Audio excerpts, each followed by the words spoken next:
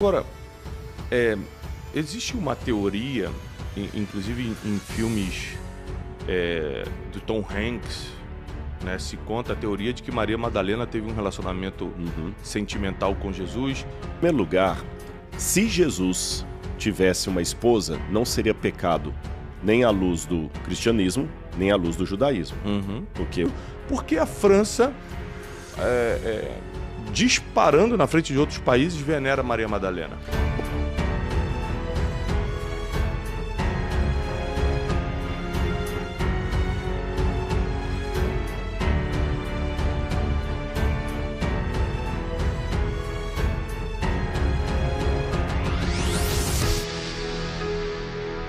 Agora, existe uma teoria, inclusive em filmes do Tom Hanks, né, se conta a teoria de que Maria Madalena teve um relacionamento sentimental com Jesus, o que eu não acredito, porque a Bíblia diz que Jesus era santo, então não tem como ele ter tido esse tipo de envolvimento, ainda que seja só sentimental, não sexual. Qual é a sua visão sobre isso e da onde veio isso? Eu entendo, só para deixar claro, que Jesus tinha uma atenção diferente com Maria Madalena, a ponto de ela ser a primeira pessoa a ver Jesus ressurreto. Que Jesus dava mais atenção para Maria Madalena do que para qualquer outra mulher, isso está na Bíblia. Agora, não a ponto de ser um relacionamento sentimental. Qual é a sua visão sobre isso e como entrou isso na história? Bom, vamos lá por partes.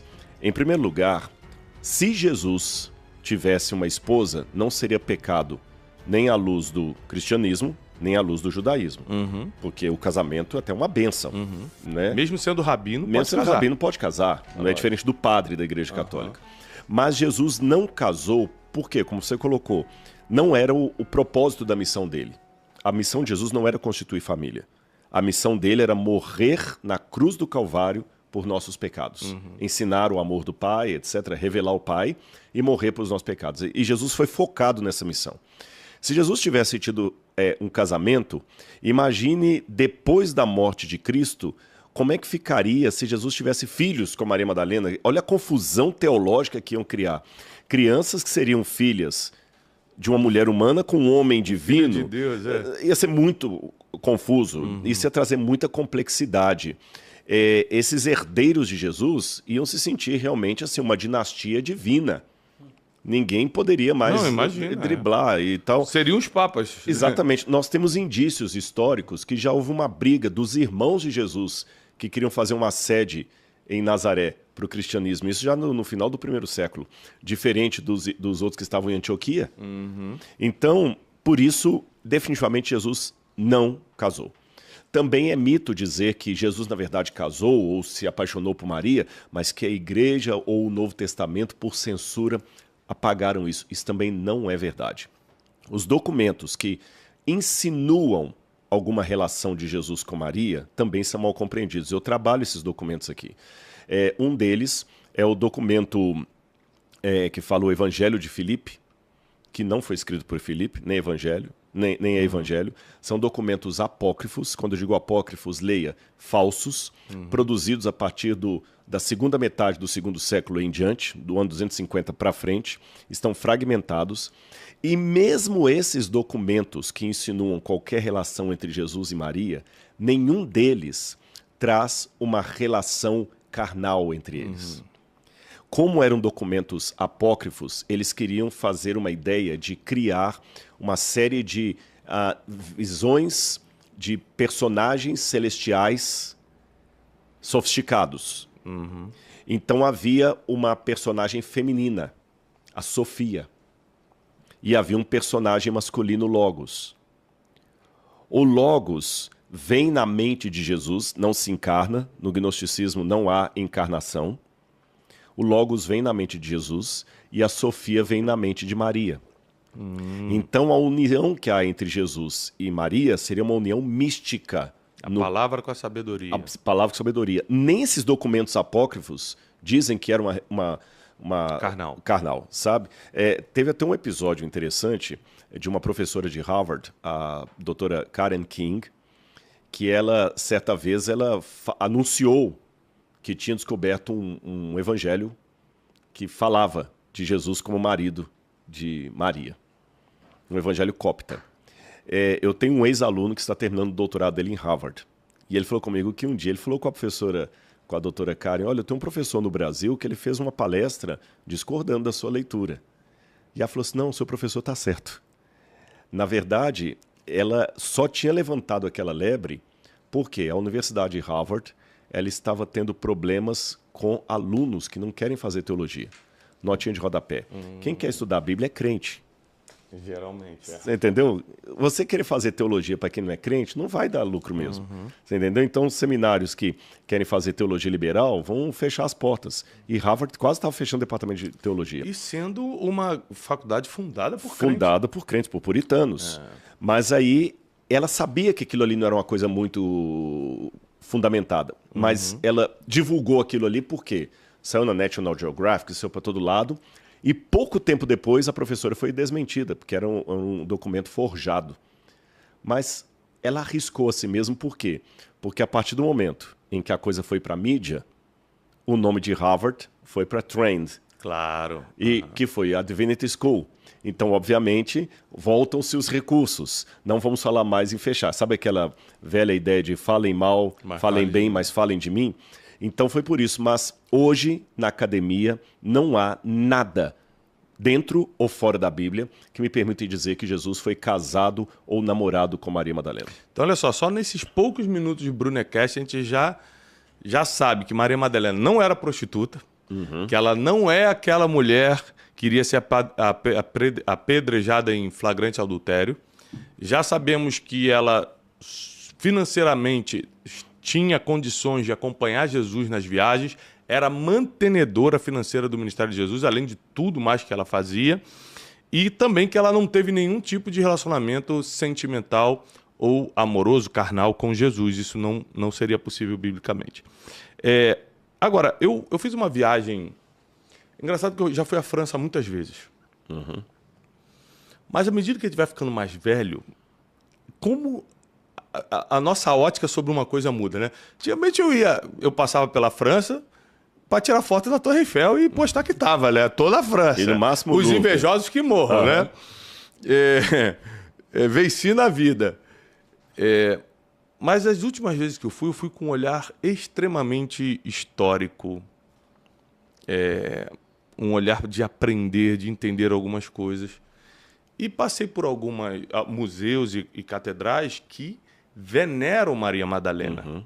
Maria Madalena, na França, é extremamente forte, né? Primeiro eu quero saber como é que uma mulher, já que 2000 anos atrás não era cultural uma mulher ganhar força tão grande, ganhar uma repercussão tão grande, como uma mulher chegou nesse nível? E segundo, por que a França... disparando na frente de outros países, venera Maria Madalena? Bom, devemos levar em consideração algumas coisas. Essa veneração de Maria Madalena, o grande auge vai ser no período das Cruzadas, século XII em diante. Aí nós temos então o período justamente do feudalismo, as Cruzadas, e você tinha que, de alguma maneira, sabe aquela história, ela é perigosa, mas ela é verdadeira, que o rei fala assim, dê-me uma guerra, eu preciso de uma guerra. Isso aconteceu várias vezes na história. Eu preciso de uma guerra. Vai morrer gente, mas eu preciso, porque essa guerra vai me dar argumento para conseguir um orçamento, para aumentar o meu reino, qualquer coisa. Precisavam de guerra. Então tinham que convencer aqueles homens a saírem dos feudos e irem brigar pelo senhor feudal, pela hierarquia eclesiástica e também monárquica. Então eles começaram a dar motivações. Entre essas motivações estava a busca pelo reino de Deus. Se você vai para lá, se você tiver pecado, só de você ser um cavaleiro templário, que você vai para Jerusalém para garantir o caminho dos cristãos para peregrinarem até lá, você vai ter perdão de todos os pecados seus, que se você morrer em batalha, você vai direto para o paraíso. Você tem que oferecer também ganhos materiais. Olha, tem Jerusalém, tem muito ouro, e o que você conseguir vai ser seu. Você tem ganhos espirituais, você pode voltar com uma relíquia sagrada. Foi nessa época que a Europa começou a ser inundada com relíquias sagradas, e isso aqui tem uma relação direta com os ossos de Maria Madalena, que também foram achados ali, né? Só uma observação. Esse dia eu vi na Netflix, se eu não me engano, Netflix, sobre relíquias sagradas tipo a coroa de espinhos de Jesus dentro Sim. de uma igreja. Gente, como é que pode acreditar 2000 anos se passar? Como é que uma coroa de espinho vai durar? Lutero, o próprio Martinho Lutero, agora pulei para o século XVI para falar de Lutero, né?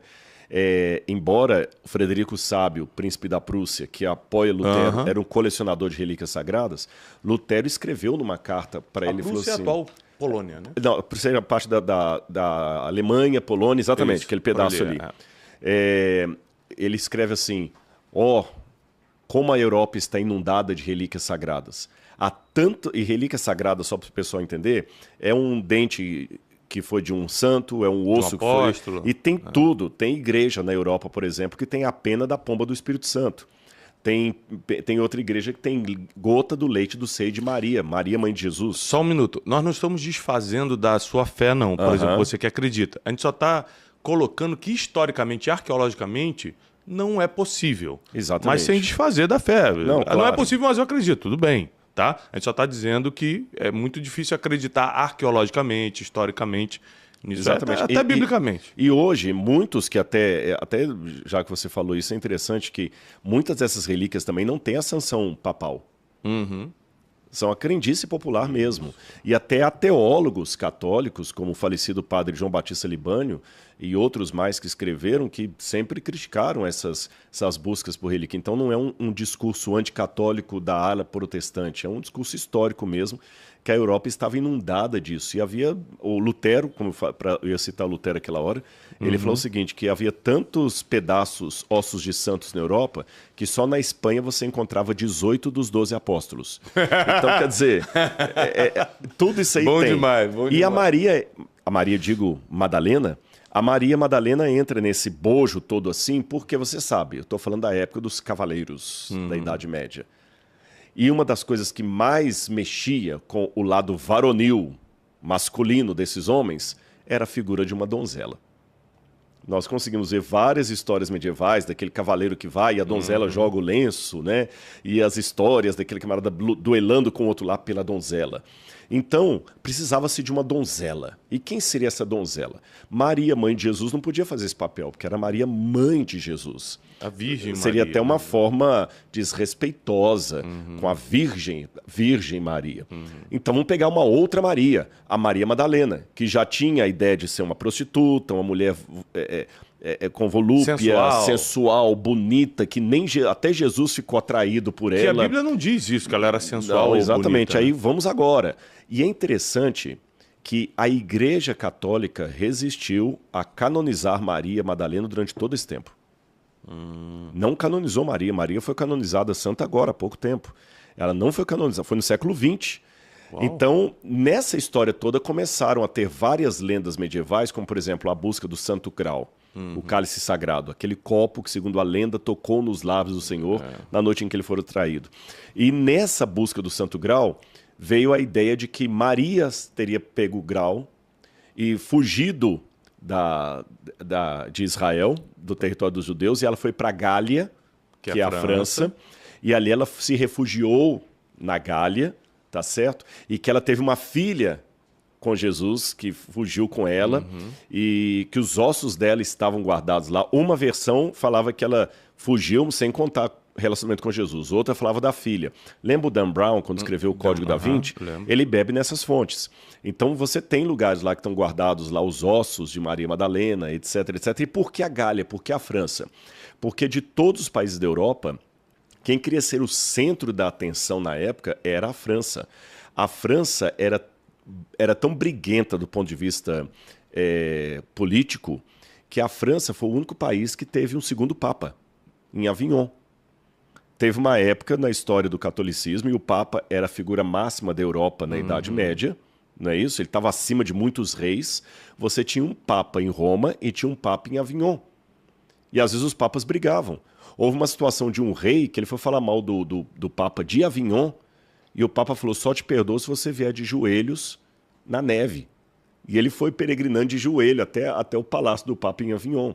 Então, a França realmente teve muito poder. Não é gratuitamente que Napoleão Bonaparte surge na França querendo unificar a Europa a partir da França. E ele desafia até o próprio Papa. Então, a Revolução Francesa, então a França realmente, ela era, na Europa da época, aquela que dava as cartas. Em alguns momentos, mais do que Roma. Uau. Uma curiosidade que eu tenho, apesar de ter uma inclinação teológica para isso, que é por que de todas as pessoas Jesus apareceu primeiro para Maria? Minha inclinação é, Jesus conhece o coração, ela tinha um coração realmente apaixonado, ela realmente iria espalhar aquela notícia, ela ia obedecer completamente. Jesus falou, olha, avisa primeiro aos apóstolos e tal. Mas você tem alguma outra visão sobre o porquê Maria Madalena ser a primeira pessoa, o primeiro ser humano a ter contato com Jesus ressurreto? Eu vou falar uma coisa aqui que vai surpreender muita gente. A única que entendeu teologicamente o que Jesus quis dizer no final foi Maria Madalena. Uau. Imagina, em teologia, eu dei aula de teologia por muitos anos, e teve situações em sala de aula que eu tinha poucas mulheres. Sempre eu tive poucas mulheres estudando teologia, mas muitas vezes, quando tinha uma mulher, as maiores notas eram dela. A maior nota de grego era de mulheres. Sempre foi assim. Pelo menos na história dos seminários adventistas. Eu não sei nos outros aí. Quando eu dei aula, ela sempre era assim. E a Maria Madalena, parece que naquele seminário, se eu posso fazer essa comparação, foi a que tirou 10 em grego. Por quê? Olha a situação. Jesus já estava falando com eles assim, eu vou morrer, eu vou ser crucificado, eu vou ser entregue. E eles não entendiam. Eles não entendiam. Pedro chegou um momento e falou assim, Senhor, tem dó de ti que tal coisa não te aconteça. Pedro, para trás de ti, Satanás. O diabo acabou de te usar agora. E eles parece que tinham uma dificuldade de entender a coisa. Óbvio. Eu chego a pensar que os discípulos só foram entender realmente os detalhes depois da ressurreição de Cristo, beirando o Pentecostes. Porque até lá, olha, mesmo depois da ressurreição de Jesus, quando Jesus sobe ao céu, eles perguntam, Senhor, esse tempo que o Senhor vai reunir o reino a Israel? Poxa, eu estou a vida toda falando que não é assim, que o meu messianismo é diferente, a minha carreira messiânica não é essa que vocês estão esperando. Vocês são tardios para crer, tardios de coração. Maria entendeu. Quando ela unge Jesus em Betânia, é a prova que ela foi a única que entendeu. Porque Jesus falou o seguinte, eu vou entrar em Jerusalém como rei, mas eu também serei morto. Ela levou um perfume. Os discípulos se escandalizam e ela levou toma o perfume. uma atitude E esse fúnebre, perfume, ela faz duas coisas com ele. Já que você vai ser rei, você tem que entrar em Jerusalém ungido. Mas ela não ungiu a cabeça dele como um rei era ungido só. Ela ungiu também os pés dele. E começou a ungir o corpo. Ali é um segundo significado da unção, que é de fúnebre. Essa passagem que você está se referindo é quando Jesus está na casa de Simão? De Simão. Que até o Judas fala o seguinte, devia pegar esse dinheiro e dar para os pobres. Dar pros pobres. Que é o evangelho até coloca sempre, porque ele era ladrão. E interessante dessa passagem é que Jesus fala assim, Simão, aí ele fala assim, diga, mestre. Aí ele fala assim, olha, eu entrei na sua casa... Você não me saudou. Você não me beijou, não botou uma bacia de água para mim, mas essa mulher... Então essa mulher era Maria Madalena. Maria Madalena. Essa mulher não para de beijar meus pés, lavá-los, enxugar com os cabelos. Então, e ela fez duas coisas ali. Ela ungiu Jesus como rei e como cadáver. Que era uma cultura judaica na época. Ou seja, quem entendeu que ele seria rei e morto foi ela. E vou mais além. Os outros até entenderam também que ele seria rei. Essa primeira parte não é problema. Mas ela que entendeu como ele seria rei.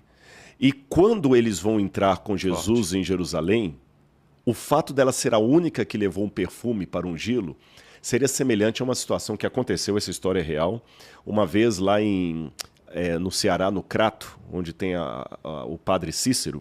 E você sabe, ali no Ceará tem muito problema da seca e as pessoas sofrem no interior. E ali muitas pessoas estavam rezando pela chuva.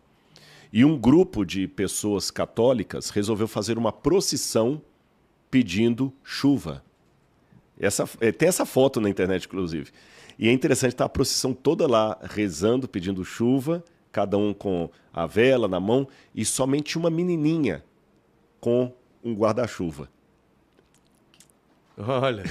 Essa foto é uma foto em preto e branco do início do século XX, sabe? Mostra a menininha com guarda-chuva na mão. Ou seja, A única que acreditou. a única que estava realmente vai chover era a menininha. O resto estava rezando pela chuva, mas a única que estava com guarda-chuva era a menina. Todo mundo acreditava que ele seria rei, mas quem foi preparada para ungí-lo foi Maria Madalena. Agora, Rodrigo, me parece que as mulheres na Bíblia, como até hoje, têm mais facilidade para entender as coisas espirituais. Você lembra quando Jesus está preso e a esposa do governador... Do Pilatos. Do Pilatos fala assim, olha, você vai se meter com esse justo? Eu tive um sonho, não faz isso. As mulheres sempre tiveram uma sensibilidade. Eu não tenho uma informação de alguém que estava dando um dinheiro para... Caramba, eu acredito no teu ministério, toma aqui. Mas as mulheres de alta posição sustentavam Jesus com seus bens. Não é com dinheirinho, com seus bens. Então, as mulheres têm uma tendência... Você acha que é uma questão realmente feminina, essa tendência de acreditar, de se entregar de coração? Isso vem desde o Éden.